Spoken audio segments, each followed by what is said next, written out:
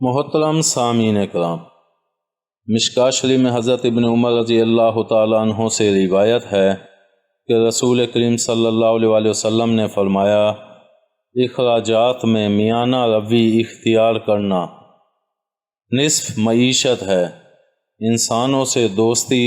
نصف عقل ہے، اور خوبی کے ساتھ سوال کرنا آدھا علم ہے۔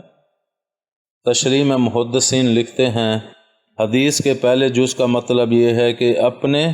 اور اپنے متعلقین کی ضروریات زندگی خرچ کرنے میں نہ تو اسراف کرنا اور نہ تنگی اور سختی کرنا، بلکہ اعتدال اور میانہ روی اختیار کرنا زندگی کا آدھا سرمایہ ہے۔ بائیں طور کہ انسان کی معاشی زندگی کا دار و مدار دو چیزوں پر ہے، ایک تو آمدنی، دوسرے خرچ،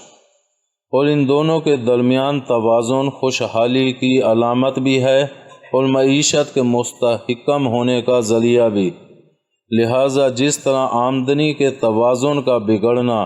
خوشحالی کے منافی اور معیشت کے عدم استحکام کا سبب ہے، اسی طرح اگر اخراجات کا توازن بگڑ جائے تو نہ صرف خوشحالی مفقود ہوگی بلکہ معیشت کا سارا ڈھانچہ درہم برہم ہو کر رہ جائے گا۔ لہٰذا مصارف میں اعتدال اور خرچ کرنے میں میانہ روی اختیار کرنا معیشت کا آدھا حصہ ہوا۔ حدیث کے دوسرے جز کا مطلب یہ ہے کہ اچھے لوگوں کے ساتھ محبت ظاہر کرنا اور ان کی محبت کو اپنے معاملات و احوال میں خیر و برکت کا سرچشمہ جاننا اس عقل کا آدھا حصہ ہے جو حسن معاشرت کی ضامن ہے۔ گویا پوری عقل مندی یہ ہے کہ انسان کوئی کسب و پیشہ اور کوشش و محنت کر کے جائز روزی حاصل کرے اور اس کے ساتھ آپس میں محبت و مروت کے جذبات بھی کار فرما رکھے۔ حدیث کے تیسرے جز کا مطلب یہ ہے کہ کسی علمی مسئلے میں خوب سوچ سمجھ کر اور اچھی طرح سوال کرنا آدھا علم ہے، کیونکہ جو شخص سوال کرنے میں دانا اور سمجھدار ہوتا ہے اسی چیز کے بارے میں سوال کرتا ہے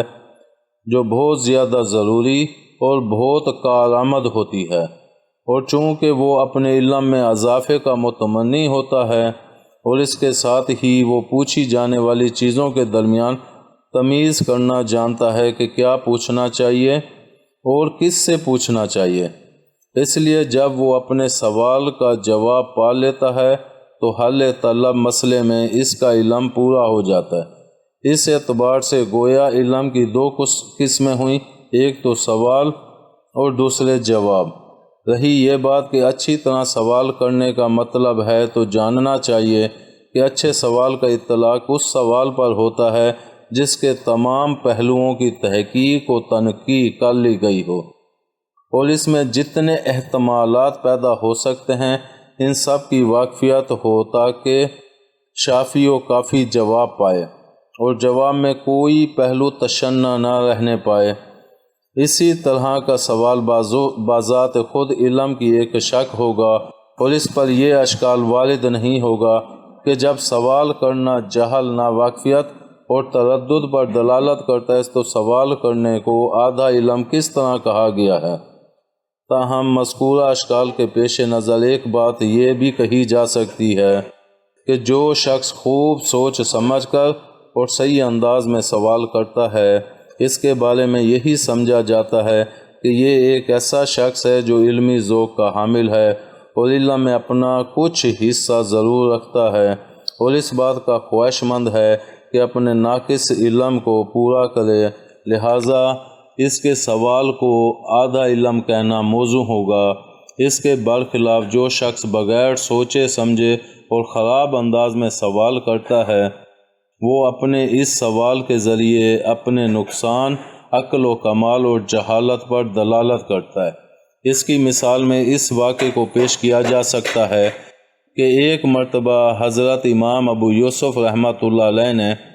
اپنی علمی مجلس میں اپنے ایک شاگرد کو مسلسل خاموش بیٹھے ہوئے دیکھا تو اس سے فرمایا کہ یہاں بیان کی جانے والی باتوں میں سے کوئی بات تمہاری سمجھ میں نہ آئے یا کوئی مسئلہ تمہیں مشکل معلوم ہو رہا ہو تو اس کے بارے میں پوچھ لینا شرمانا نہیں، کیونکہ کسی حل طلب بات میں سوال کرنے سے شرمانا علم سے باز رکھتا ہے۔ اس وقت حضرت امام ابو یوسف رحمۃ اللہ علیہ روزے کی تعلیم میں گفتگو فرما رہے تھے، چنانچہ جب انہوں نے فرمایا کہ روزہ صبح سے شروع ہوتا ہے اور غروب آفتاب تک رہتا ہے، تو اسی شاگرد نے سوال کیا کہ حضرت اگر آفتاب غروب ہی نہ ہو تو پھر روزہ کب تک رہے گا؟ حضرت امام ابو یوسف رحمۃ اللہ علیہ نے اس کا جاہلانہ سوال سن کر فرمایا کہ چپ رہو، تمہارا چپ رہنا اس سے کہیں بہتر ہے کہ تم بولو۔ حاصل یہ کہ سوال کی نوعیت اور سوال کرنے کا انداز سوال کرنے والے کی شخصیت و حالت پر بذات خود دلالت کرتا ہے، اور اس کے سوال کی روشنی میں یہ اندازہ نکالنا مشکل نہیں ہوتا کہ یہ شخص بالکل ہی جاہل ہے یا علم سے کچھ سروکار رکھتا ہے۔ جس شخص میں علم و عقل کی روشنی ہوگی اس کا سوال بھی عالمانہ اور عاقلانہ ہوگا، اور جو شخص نرا جاہل ہوگا اس کی اور باتوں کی طرح اس کا سوال بھی جاہلانہ اور عامیانہ ہوگا۔ جیسا کہ کسی نے کہا ہے کہ جب جاہل بات کرتا ہے تو گدھے کی طرح معلوم ہوتا ہے، اور جب چپ رہتا ہے تو دیوار کی طرح معلوم ہوتا ہے۔ امید ہے آپ کو ہماری یہ ویڈیو پسند آئی ہوگی۔ پسند آنے کی صورت میں لائک کریں، کمنٹ کریں اور شیئر کرنا مت بھولیں۔ ملتے ہیں اگلی ویڈیو تک، اللہ حافظ۔